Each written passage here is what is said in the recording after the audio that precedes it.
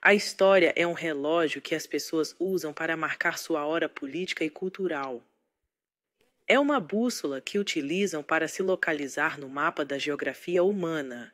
A história diz às pessoas quem elas são e onde estão, mas mais importante, diz-lhes onde ainda precisam ir e o que ainda precisam fazer. Dr. John Henry Clarke.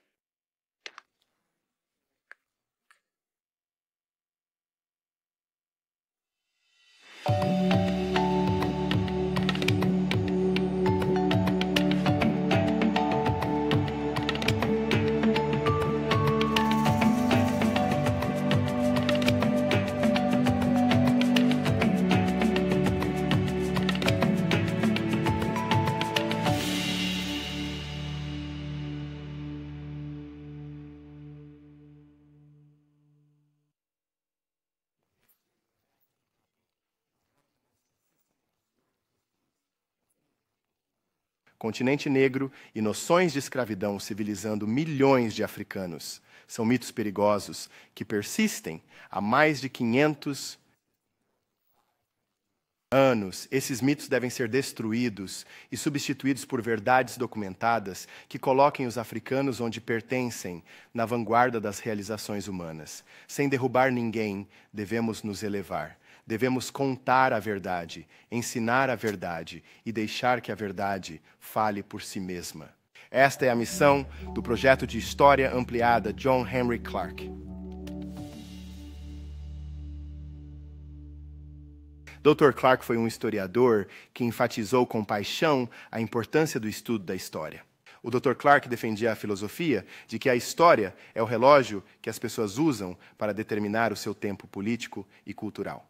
É uma bússola que as pessoas usam para localizar-se no mapa da geografia humana.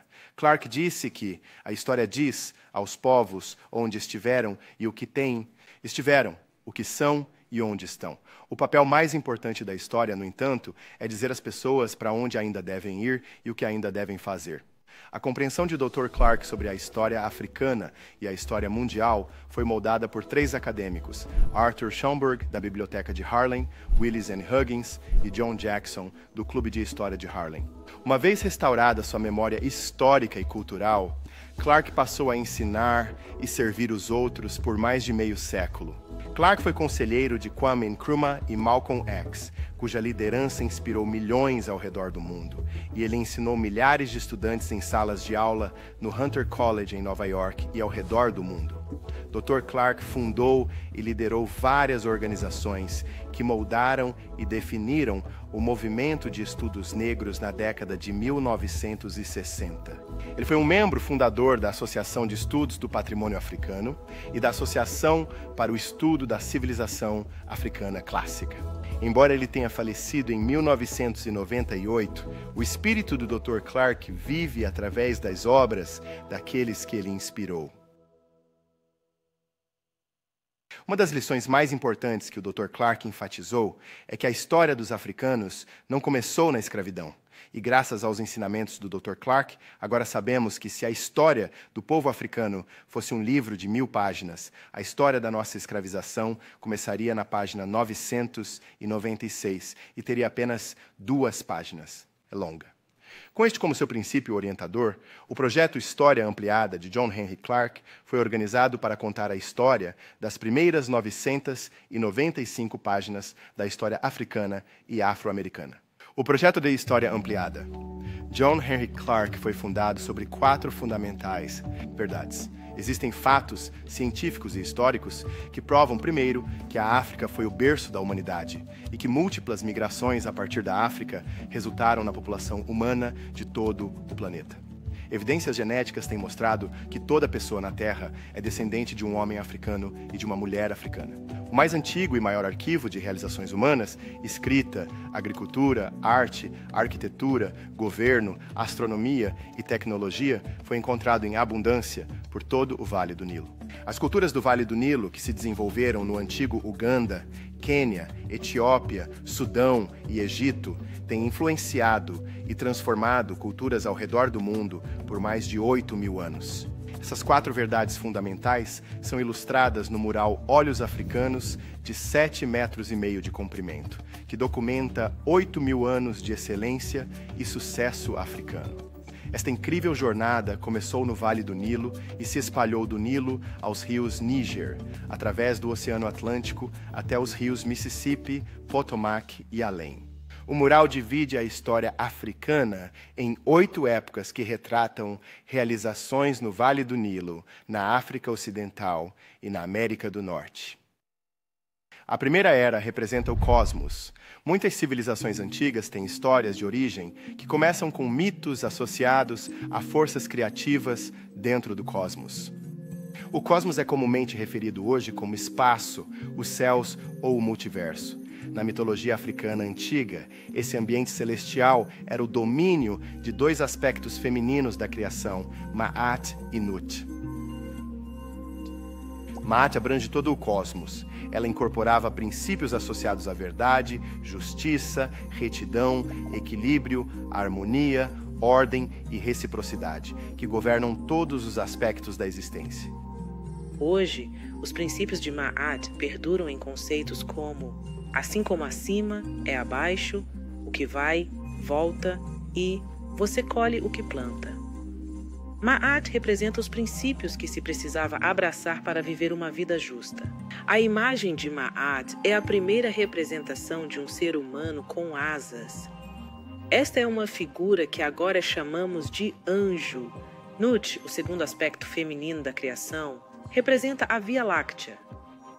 Ela regula o movimento do Sol, estrelas e planetas dentro do nosso sistema solar. Nut era representada como a personificação do céu e do ambiente onde os ciclos anuais do tempo, o Sol, a Lua e as estrelas podiam ser observados e documentados.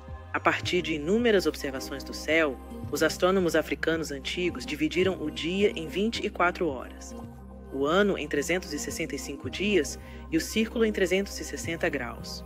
O conhecimento de Ma'at e Nut foi registrado por Sheshet, o terceiro membro deste triunvirato cósmico. Sheshet trouxe o conhecimento do cosmos para a Terra e o transmitiu ao seu marido, Djehuti, que o compartilhou com os habitantes ao longo do Nilo. A sabedoria de Djehuti, revelada aos humanos, resultou em inúmeros avanços tecnológicos. A segunda época é representada por Mer e Tekhenu, que são conhecidas hoje como pirâmides e obeliscos. Estas estruturas arquitetônicas incorporam a sabedoria de Djehuti, empregada pelos antigos povos de Nabta Playa e Tasseti, que deram origem à civilização do Vale do Nilo há mais de 6.000 anos. Mer e Tekhenu estão associados com Ausar e Aset, os fundadores mitológicos de Kemet ou Egito. Ausar e Aset foram associados a 2 sistemas estelares na Via Láctea. Ausar representava a constelação Sahu, e Aset estava associada ao sistema estelar binário Sepetet. Estamos mais familiarizados com Ausar e Aset pelos seus nomes gregos, Osíris e Ísis, e agora chamamos Sahu de Órion e Sepetet de Sírius. Sahu e Sepetet representavam processos de renascimento e renovação com base em uma análise de Nabta Playa, o calendário astroarqueológico mais antigo existente. Nabta Playa é composto por cerca de 2 dúzias de pedras e foi construído perto da fronteira do Antigo Egito e Sudão há mais de 7.000 anos. A terceira época do mural é uma representação de Ipet-Sut, o maior templo e instalação educacional em história. Há 4.000 anos, Waset era a capital cultural e espiritual de Kemet, e Ipet-Sut era a residência de Amen, a presença invisível do Deus Todo-Poderoso. Durante as 18ª e 19ª dinastias, aproximadamente 1.500 a 1.100 anos antes de Cristo, 83.000 sacerdotes e sacerdotisas de Amen trabalhavam em Ipet-Sut. Durante este período, a cidade de Wassé ostentava mais de 1.400 estátuas de seu rei, em frente a figuras com cabeça de carneiro que representavam Amen. Essas estátuas simbolizavam a presença invisível de Deus protegendo o rei, que por sua vez protegia o povo de Kemet. Após os árabes conquistarem o Egito no século VII, eles renomearam Ipet-Sut para Karnak e Waset para Luxor. A quarta época do mural representa o Mear Real de Kush. Você sabia que há mais pirâmides de Mear em Kush do que em Kemet? Existem 118 pirâmides no Egito e mais de 400 pirâmides foram encontradas no Sudão, o antigo Kush ou Núbia. Aproximadamente 2.700 anos atrás, reis cutitas estabeleceram a 25ª dinastia em Kemet e restauraram templos e monumentos por todo o país. Este é o primeiro renascimento documentado em história, e isso representou um esforço dos reis cuxitas no século 7 a.C. para restaurar sua pátria ancestral em Kemet. A civilização de Kush continuou a prosperar muito depois da queda de Kemet, e tem a distinção de ser o reino de existência contínua mais longa no Vale do Nilo. A quinta época é representada pela civilização Olmeca. Esta cultura foi estabelecida nas Américas por exploradores africanos do Vale do Nilo que fizeram múltiplas viagens através do Atlântico entre 1200 e 400 a.C. Esses exploradores africanos eram conhecidos pelos povos indígenas como os Olmecas. Com base nas evidências físicas disponíveis, podemos afirmar definitivamente que os Olmecas visitaram o Novo Mundo 2.500 anos antes do nascimento de Cristóvão Colombo. Mais de 20 cabeças esculpidas de líderes Olmecas foram encontradas nas ruínas de antigos templos e pirâmides em todo o México durante o início do século XX. Muitas das cabeças Olmecas têm características africanas distintas. Uma tem tranças e outra usa um capacete semelhante aos capacetes usados pelos soldados núbios no século VI a.C. Esta história foi documentada pelo Dr. Ivan Van Sertima em sua publicação de 1976. Eles vieram antes de Colombo, a presença africana na América. A sexta época é representada pela Mesquita Sankore em Timbuktu. Este centro educacional culturalmente rico no Mali surgiu do conhecimento trazido para a África Ocidental por estudiosos, cientistas, filósofos e intelectuais do Vale do Nilo. Há evidências de 6 migrações do leste da África para o oeste da África, que ocorreram entre o século VI antes da Era Comum e o século VI da Era Comum. Também sabemos que em 1450, a Universidade de Sankore, sua grande biblioteca e imponentes mesquitas eram frequentadas por 25.000 estudiosos, muitos dos quais haviam estudado no Egito e Meca. Este grande centro de aprendizagem era similar àqueles desenvolvidos em Ipet-Asut no século XIII a.C. e a Biblioteca e Universidade de Alexandria, Egito, no primeiro século depois de Cristo. Havia múltiplos centros de aprendizado por toda a África, e estrangeiros do sul da Europa e da Ásia Ocidental viajavam para essas instalações educacionais e voltavam para casa com conhecimentos que transformavam seus mundos. A história da África como um vasto centro de aprendizado foi apagada durante o comércio de escravos árabes e europeus e a subsequente colonização do continente africano. A sétima época refere-se a Maafa, o grande desastre que perturbou as vidas de centenas de milhões de africanos durante o tráfico de escravos. O comércio árabe transsaariano de escravos durou mais de 1.300 anos, do século VII até o século XX. O tráfico transatlântico de escravos europeu e americano durou quase 500 anos, de 1444 até 1888. E a colonização europeia da África durou de 1885 até os anos 90. Em um sentido contemporâneo, o Maafa foi um ataque surpresa na África. E a colonização foi o equivalente à gentrificação. O continente africano ainda não se recuperou deste ataque de 2.000 anos à sua terra, ao seu povo e aos seus recursos. Pessoas de ascendência africana nas Américas são sobreviventes do Maafa. Nossos ancestrais foram roubados da África Ocidental. Eles sobreviveram à passagem do meio e foram escravizados em todo o Novo Mundo. Assim, africanos na diáspora são descendentes de ancestrais africanos que sobreviveram às maiores dificuldades que o mundo já conheceu. De acordo com a União Africana, os africanos na diáspora nas Américas representam a 6ª região da África e é composta por mais de 140 milhões de pessoas. Atualmente, os afro-americanos são incentivados a praticar atos de sankofa e recuperar o conhecimento de seus ancestrais africanos. Essa transferência intergeracional de conhecimento foi proibida durante a escravidão e tem sido marginalizada desde a emancipação em 1865. Orgulhosamente, compartilhamos esta história hoje em homenagem aos milhões de almas que foram negadas o direito de reter suas tradições históricas e culturais. A 8ª época é dedicada ao Museu Nacional de História e Cultura Afro-Americana. O museu inicia sua narrativa com a escravização dos africanos na América colonial. O projeto de história aprimorada de Clarke explora a rica história do povo africano antes da escravização por europeus e árabes.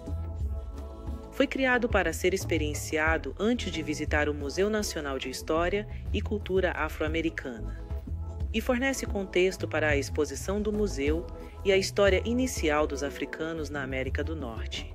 Armados com o conhecimento da África antes da Maafa, os visitantes do museu terão uma experiência mais significativa e transformadora. Nossa interpretação da arquitetura e importância histórica do museu é inspirada pelo meu trabalho sobre as influências do Egito Antigo no design e desenvolvimento de Washington, D.C., e explorada através da excursão Egito no Potomac. Quando examinadas dentro do contexto de Egito no Potomac, pode-se ver que as características arquitetônicas do Museu Nacional de História e Cultura Afro-Americana referenciam a migração de africanos do Nilo para o Níger e para o Potomac. O museu foi projetado por uma equipe de arquitetos africanos e afro-britânicos. A fachada de cor bronze do museu é chamada de coroa. Foi projetada por David Adjaye e adorna o edifício como um coroa. A forma da coroa foi inspirada pelo adorno de cabeça de um poste de santuário iorubá, encontrado em uma casa de santuário ancestral na Nigéria. Um poste de santuário iorubá verdadeiro recebe os visitantes na entrada das galerias culturais no 4º andar. David Adjaye foi intencional sobre cada elemento incorporado no design da coroa. A inclinação da coroa forma um ângulo de 17 graus, que corresponde perfeitamente ao ângulo de 73 graus da pedra angular do monumento a Washington, localizado diretamente do outro lado da rua. Essa correlação geométrica implica conexões geográficas entre a África Ocidental e Oriental e Washington, D.C. Assim, a coroa do Museu Nacional de História e Cultura Afro-Americana se inspira em estruturas arquitetônicas da África Ocidental e Oriental, e na heráldica colonial americana e arquitetura. O simbolismo é muito marcante para ignorar ou descartar como coincidência. Outra característica arquitetônica única do Museu Nacional é o óculo, que está próximo à entrada da Rua 15 e da Avenida da Constituição do museu. O óculo é um banco de pedra circular em torno de um recinto de vidro elevado. No design arquitetônico tradicional, um óculo é uma abertura na cúpula de um templo. Tradicionalmente, representava o olho de Deus observando todas as atividades dentro de um... O óculos no Museu Nacional de História e Cultura Afro-Americana está estrategicamente localizado diretamente acima do pátio contemplativo, que fica no piso térreo ou nível do porão do museu. A entrada para as galerias de história também se encontra no nível do subsolo. Essas galerias de história abrigam 60% das exposições dentro do museu e ocupam 3 níveis do subsolo, 18 metros abaixo do subsolo e do pátio contemplativo. As exposições nas galerias de história são altamente eficazes em retratar os horrores e indignidades da passagem do meio. Escravização, emancipação, Jim Crow, direitos civis. Os visitantes que saem das galerias de história são incentivados a descansar, refletir e recarregar no pavilhão contemplativo antes de visitar os andares superiores do museu. Ao entrar no pátio contemplativo, os visitantes ouvem o som da água a cair e veem a luz do sol entrando na sala através do óculo de vidro no teto. Essas vistas e sons têm um efeito acolhedor e calmante em todos que entram na sala, tornando o pátio contemplativo o lugar perfeito para descansar, refletir e recarregar. Os arquitetos afro-americanos Philip Freelon e Max Bond projetaram o Oculus e o Contemplative Court para fazer uma declaração histórica sutil e profunda.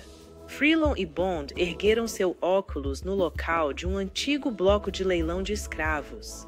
É uma visão sóbria para aqueles na corte contemplativa ver lágrimas fluindo do óculo, o olho de Deus, no local onde um número incontável de famílias africanas derramou lágrimas ao serem separadas e vendidas para a escravidão. Experimentar o projeto de história aprimorada.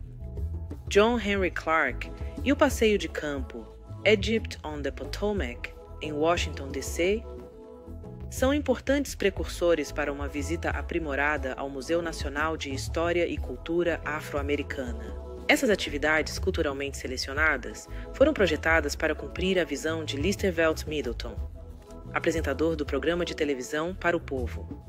Listerveld frequentemente lembrava aos seus espectadores que, minuto a minuto, hora por hora, à medida que você perde sua história, você perde seu poder.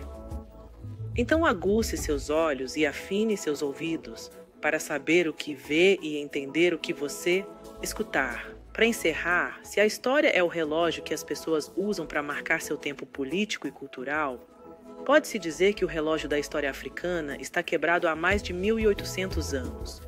E somos obrigados a formar relojoeiros para voltar no tempo e criar uma nova cronologia da história africana para redefinir o relógio do destino para o povo de origem africana. Ancestralidade. Se a história é a bússola que as pessoas usam para se encontrarem, devemos nos orientar em direção ao Sankofa e restaurar o que foi esquecido, a fim de criar um mundo de possibilidades ilimitadas para as gerações que nos seguirão. Com a redefinição do seu relógio histórico e o uso de uma bússola cultural que aponta para uma nova direção, os afro-americanos passarão a saber e entender que o que nossos ancestrais fizeram no passado, podemos replicar no presente e perpetuar no futuro para as gerações vindouras.